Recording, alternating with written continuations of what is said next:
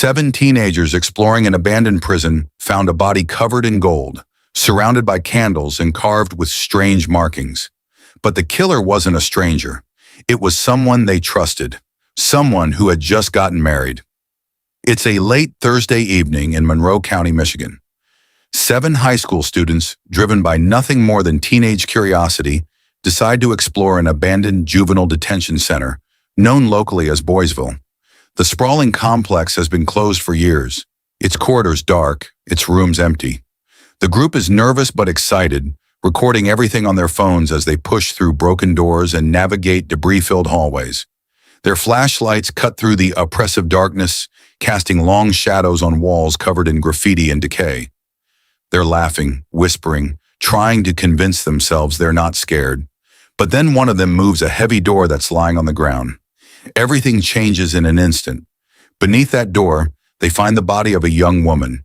Her face is partially visible, her body positioned in an unnatural way. The teens freeze. Panic sets in. They run back to their car and speed away from the building, their hearts pounding, their minds racing. Despite knowingly trespassing, one of them makes a decision that would prove critical. He calls 911 and begins describing what they found. The dispatcher instructs them to pull over at a safe location. Michigan State Police are dispatched immediately. As officers arrive at Boysville, they face a daunting challenge. The building has no electricity. There are dozens of rooms and long, winding corridors. And somewhere inside, a potential homicide scene is waiting. The officers draw their weapons and prepare to move in. They move through the building methodically, clearing each room. Their flashlights sweep across empty classrooms, abandoned offices, and debris-filled hallways. They have no idea what they might find around the next corner. After nearly an hour of clearing the building room by room, officers confirm that no one else is inside. Now they turn their attention to the victim.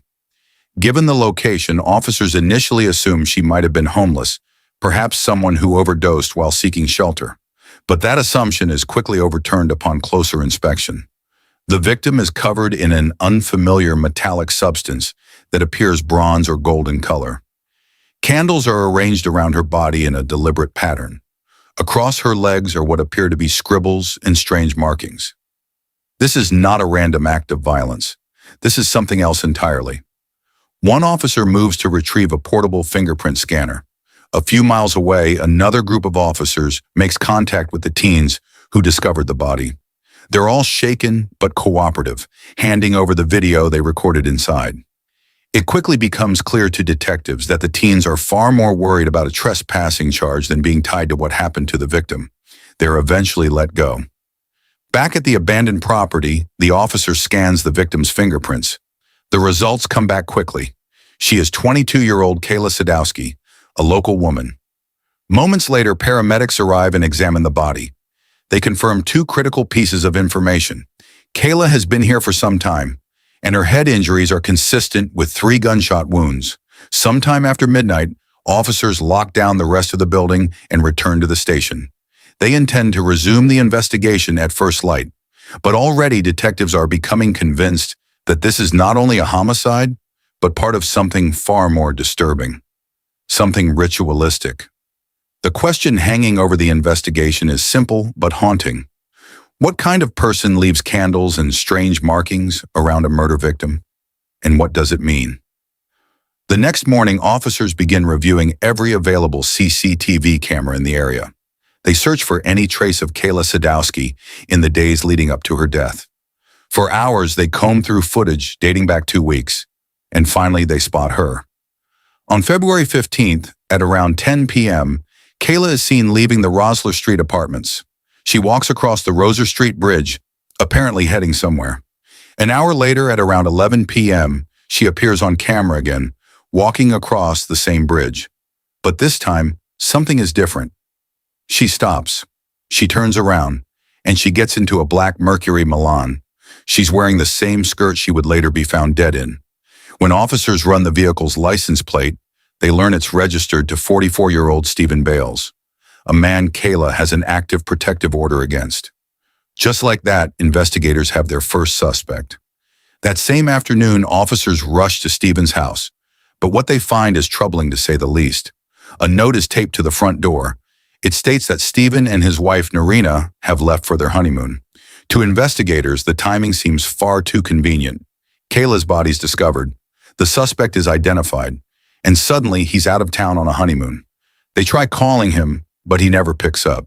A search warrant is requested, but in the meantime, there's little police can do but wait. Stephen Bales and whoever else may be responsible remain free to roam the streets. 2 weeks pass after the body is discovered. Yet there's still no sign of Stephen. The investigation appears to have hit a wall, but then, more than 100 miles away in Shelby, Ohio, police receive a 911 call they certainly aren't expecting. A 19-year-old named Bryn Smith is telling dispatchers that someone is trying to kill him. When Ohio officers go to meet him, they would unknowingly step into another state's investigation and give Michigan detectives an unexpected lead. Bryn is visibly shaken. He explains that he's been living with Stephen Bales and a group of other people in a cramped apartment in Michigan. He says Stephen is wanted for murder, and he claims that he himself was wanted for it as well at some point. The Ohio officers are unfamiliar with the case.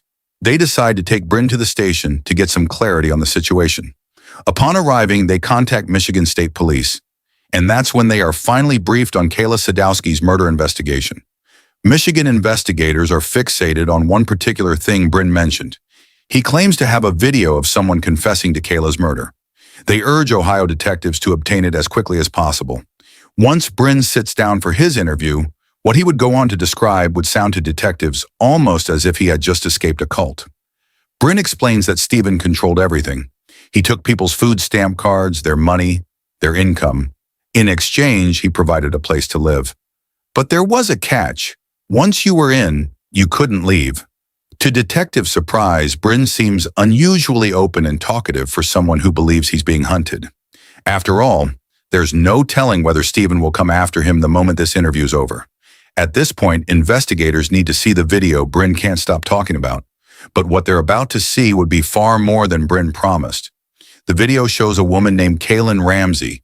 She is 33 years old, and she appears to be confessing not only to Kayla's murder, but to 15 others as well. Kayla Ramsey's confession is chilling. She claims she killed Kayla because Kayla threatened her son. She also claims to have killed 15 other people. The video leaves investigators stunned. There's a question that immediately troubles them. Is Kayla truly responsible for 16 murders? Or is this confession something else entirely? After several more hours of questioning, Bryn is eventually released. He's told to notify investigators of any contact from Stephen or Kayla. What Bryn doesn't realize is that the man they've just let go may not be as innocent as he claims. Later that evening, investigators call Kayla and are surprised to learn that she's also in Ohio, so they ask her to come to the station the following day to assist with the investigation.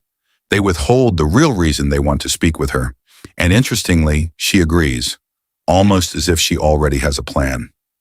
The next morning, Kayla arrives at the Huron County Sheriff's Office in Ohio. Alongside her is her lawyer, but as she's escorted to the interrogation room, there's a surprise waiting for her. Detectives from the Michigan State Police have traveled to Ohio for this very interview. They're seated in the room waiting for her.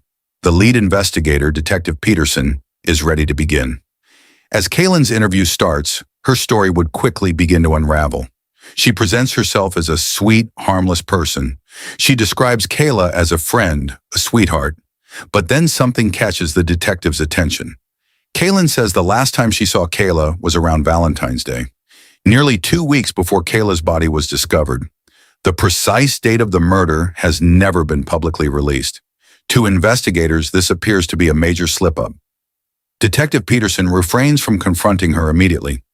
He's careful not to cause her to shut down, but now he would reveal the real reason she's here. Detective Peterson shows Kayla the video of her confession. She admits she said those things but claims she was forced. She says they're trying to set her up. Detective Peterson presses her further. He tells her they know when Kayla died. They have video of Kayla with Stephen and Narina shortly after the murder. He makes a critical observation. He doesn't think she's the mastermind. He thinks Stephen influenced her. Kayla appears to consider this, but then she makes a decision that frustrates investigators. She ends the interview. She says her stress levels are too high, and so she's released. The following day, detectives finally get their first significant break. The search warrant for Stephen's apartment is approved. Wasting no time, Michigan officers rush back to his residence. Upon entering the cramped one-bedroom apartment, deputies are stunned. There's evidence that at least 7 people had been living here. Sleeping bags, clothes, and personal belongings are scattered everywhere. And things would only get stranger from here. Throughout the apartment, officers notice a recurring theme: the Grim Reaper. Stephen had adopted the name Grim, labeling many of his belongings with it. Inside a journal, deputies discover that he referred to his wife Narina as Lady Death. The group even had its own name, the Reapers. At this point, investigators begin to suspect they're not dealing with a group of friends or even a gang. They're dealing with a full-blown cult. As the search unfolds, investigators back at the station begin monitoring Stephen's online activity. And before long, a Facebook photo stops them in their tracks. The image was taken during Stephen's wedding on February 14th, Valentine's Day. Police immediately recognize Stephen, his wife Narina, Bryn, and Callan. But the remaining 4 people are complete unknowns. Investigators suspect they may also have been involved in the homicide. Stephen's mother is quickly ruled out, along with a family friend who appears to have little connection to the group. But the same can't be said for the remaining 2. Alex Fico and Sierra Bez, 2 people Stephen has taken under his wing. That same afternoon, Detective Peterson calls them both and asks them to come to the station. As he prepares to interview them, he needs to answer 2 critical questions. What is their connection to Stephen, and where does their loyalty to him end? Sierra Bez is the first to sit down. She describes her relationship with Stephen as complicated.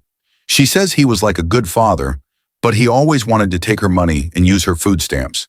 She gave him her card and he never gave it back. Detective Peterson asks Sierra to tell him everything she knows about Kayla's death. Her story begins with how she met Stephen. She was strung out and drunk at a pizzeria.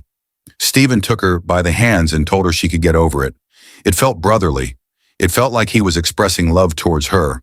Like many manipulative leaders, Stephen targeted vulnerable people at their lowest. He offered them support, housing, and a sense of belonging. Over time, that trust turned into control. Detective Peterson asks if there was anything good about Steve. Sierra says no. He asks if she thinks Stephen used her.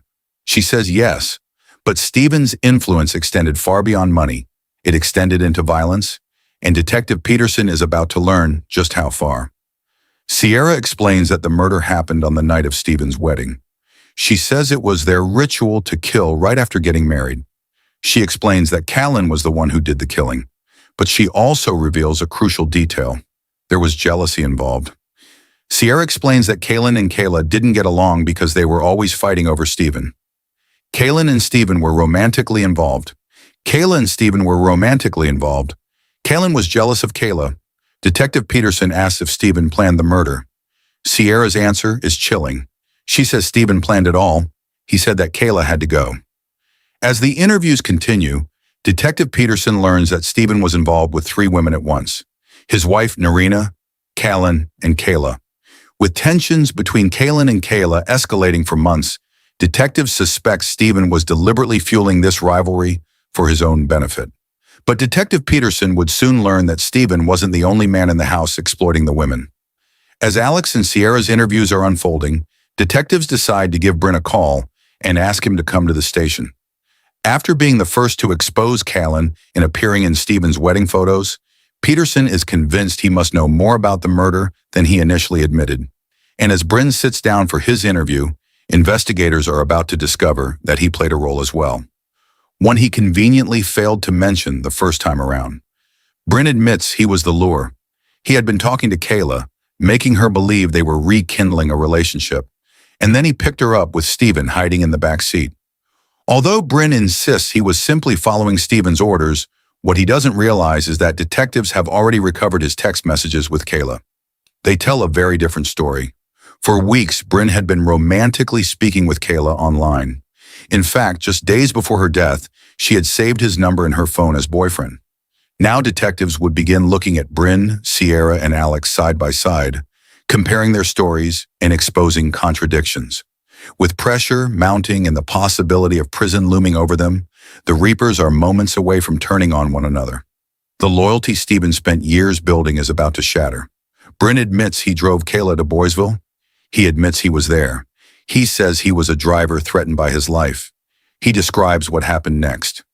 Stephen said that Kayla was screaming for help. After the shooting, the group left. When they got in the car, someone said that she's finally dead. Bryn says Stephen and Kayla both said it. They told him how they killed her. They said they were talking to her and Kayla just shot her in the back of the head. Although multiple members of the Reapers identify Kayla as the shooter, they consistently point detectives back to the same person as the mastermind.